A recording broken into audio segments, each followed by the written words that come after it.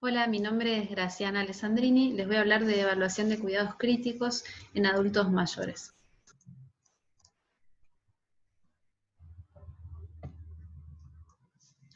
Primero, algunas consideraciones sobre COVID y adultos mayores de 60. Tenemos que tener en cuenta que muchos adultos se pueden llegar a presentar con una forma atípica, es decir, sin fiebre y los síntomas respiratorios clásicos de la enfermedad de COVID como la conocemos, y manifestarse fundamentalmente con la presencia de síndromes geriátricos como caídas, síndrome confusional agudo, un deterioro en su estado funcional habitual, y muchas veces se pueden presentar directamente con síntomas de descompensación de su enfermedad, como puede ser una descompensación de insuficiencia cardíaca o un deterioro en su estado de conciencia habitual en aquellos pacientes que tienen demencia. Como sabemos, la progresión es más rápida y tienen mayor frecuencia de presentación de formas graves. El 15% de los pacientes adultos mayores van a tener necesidad de asistencia respiratoria mecánica e internación en unidades de cuidados críticos. Y el riesgo de mortalidad es mucho mayor que en los adultos jóvenes. Sabemos que la edad promedio de los fallecidos en Argentina es alrededor de 70 años. Lo que nos planteamos es cuál es el pronóstico de un adulto mayor que se ve expuesto a una enfermedad respiratoria grave con requerimiento de asistencia respiratoria mecánica, y este trabajo lo que muestra es, ellos evaluaron la edad como como variable predictora independiente en pacientes internados en una unidad de cuidados críticos. Incluyeron 900 pacientes adultos mayores de 18 años, lo clasificaron en menores de 70 y mayores de 70, hicieron el seguimiento durante la internación, cómo respondían a la asistencia respiratoria mecánica. Todos los pacientes estaban internados por síndrome de distrés respiratorio del adulto o injuria pulmonar agudo, y el 30% de los casos eran pacientes con neumonías.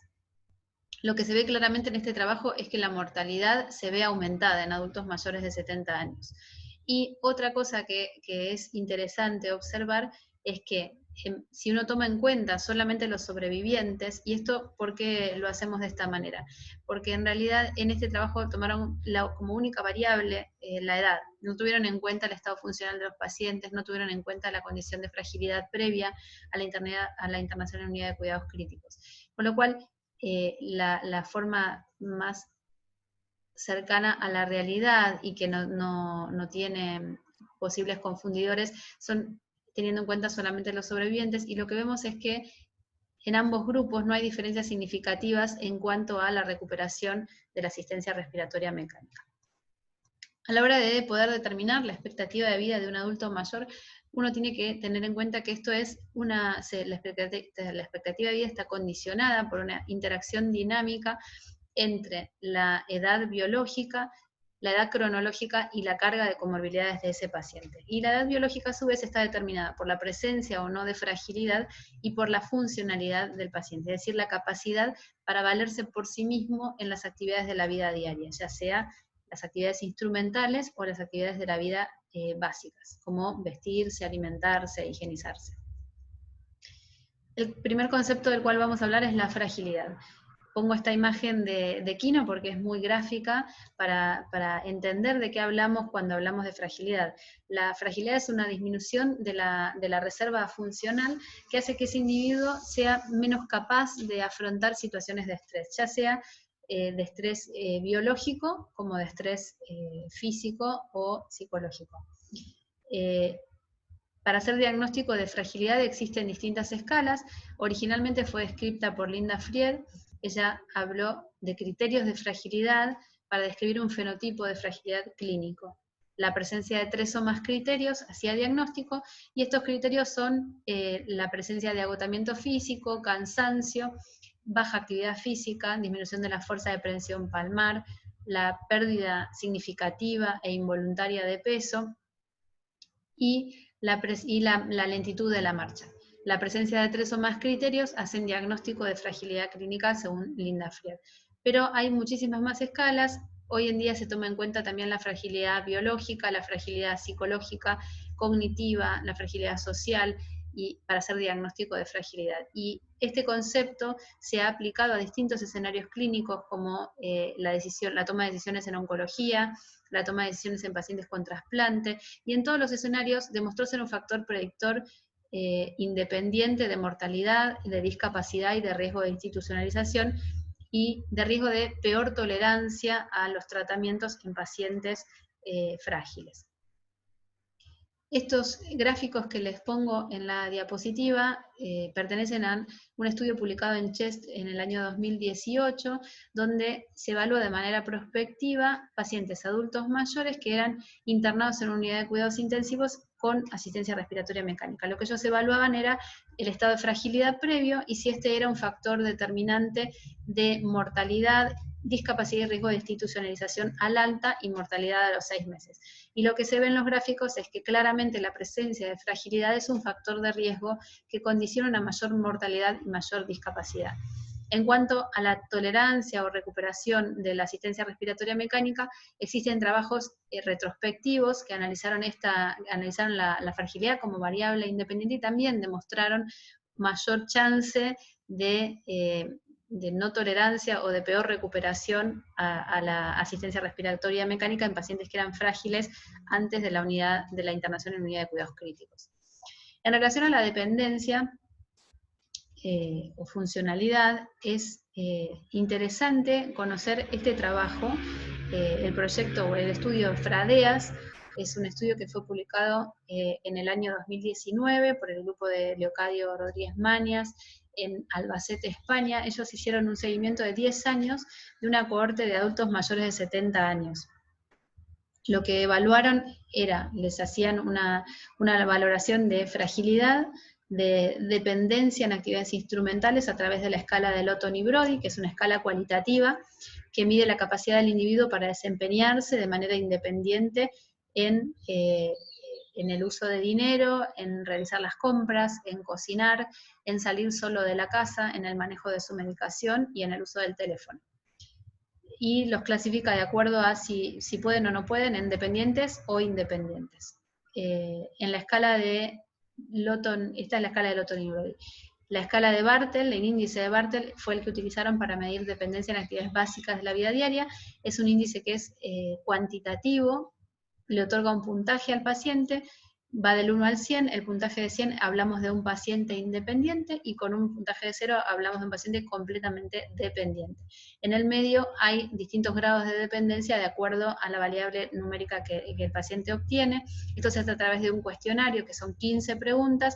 Por cada pregunta hay una opción de 0 si el paciente no puede realizar la actividad, como por ejemplo bañarse solo, 5 si requiere asistencia, por ejemplo para vestirse, y 10 si el paciente es completamente independiente en la actividad.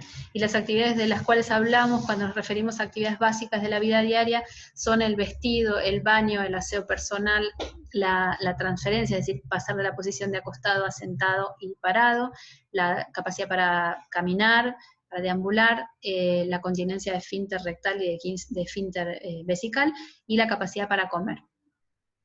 De acuerdo a estas escalas, ellos clasificaron a los pacientes en distintos grupos de riesgo. Los pacientes independientes en actividades instrumentales y básicas y que no tenían fragilidad, los pacientes que seguían siendo independientes en actividades básicas e instrumentales, pero eran frágiles o prefrágiles, y después los grupos que agregaban ya sea dependencia en actividades instrumentales o dependencia en actividades básicas, y qué grado de dependencia en actividades básicas tenían. De acuerdo a esto construyeron una categoría de riesgo que va del 1 al 8, de acuerdo al nivel de dependencia y la presencia o no de fragilidad, y para cada grupo de riesgo ellos pudieron observar una expectativa de vida, pudieron determinar una expectativa de vida.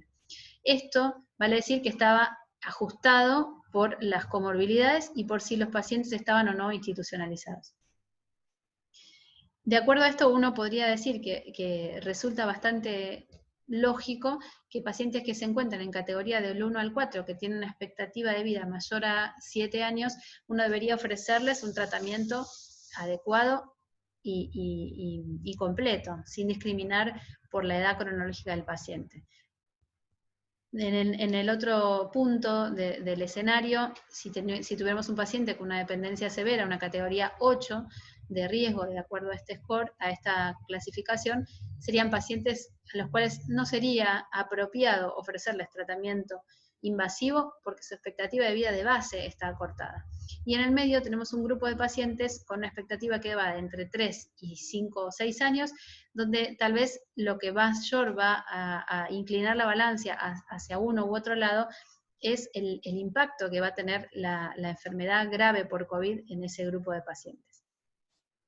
Para esto nos resultó interesante aportar la utilidad del índice Profound a la hora de discriminar pacientes con internaciones en agudo, en salas de clínica médica, pacientes multimórbidos y poder determinar cuál es el riesgo de mortalidad de esos pacientes para poder adecuar las decisiones terapéuticas. Este índice fue publicado en el año 2011, ellos lo que hicieron fue una escala, un score de riesgo basado en estas variables, que es una edad mayor a 85, neoplasia activa, la presencia de demencia moderada o severa, la presencia de disnea clasifuncional 3 o 4, la presencia de delirium en la última internación, una hemoglobina menor a 10 en el laboratorio, dependencia menor a 60 en el índice de Bartel, más de 4 admisiones hospitalarias, y por cada una de estas variables presentes ellos otorgan un puntaje. La suma total de este puntaje clasifica a los pacientes en 4 grupos de riesgo bajo, de riesgo medio, de riesgo alto o muy alto.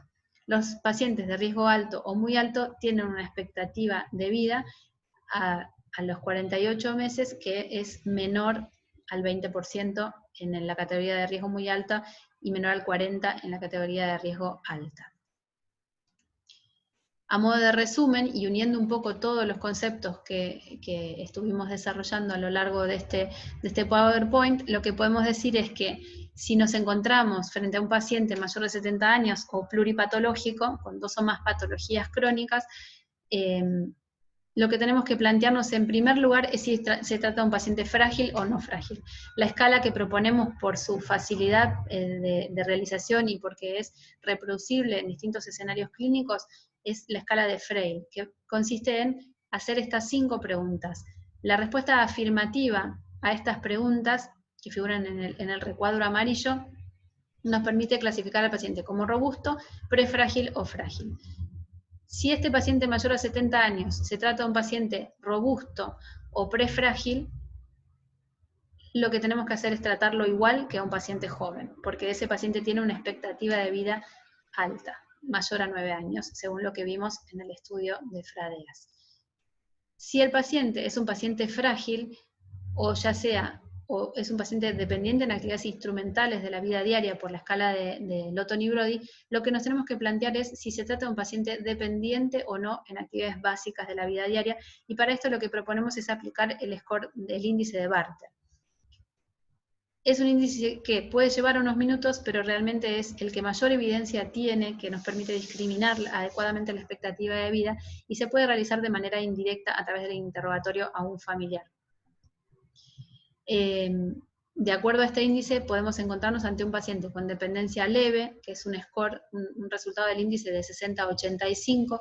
En este paciente nos deberíamos manejar igual que en un adulto joven, ofrecerle el mismo tratamiento que le ofreceríamos independientemente de la edad.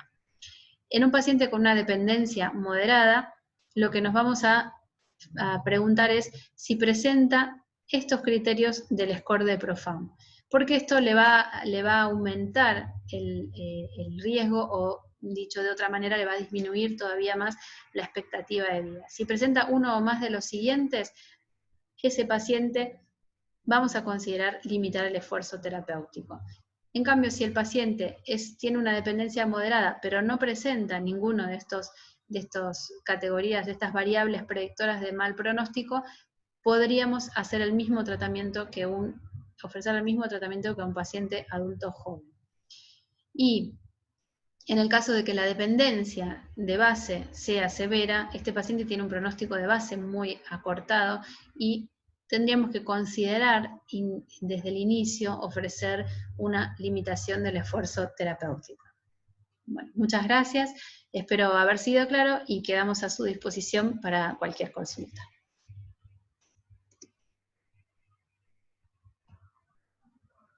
Hasta luego.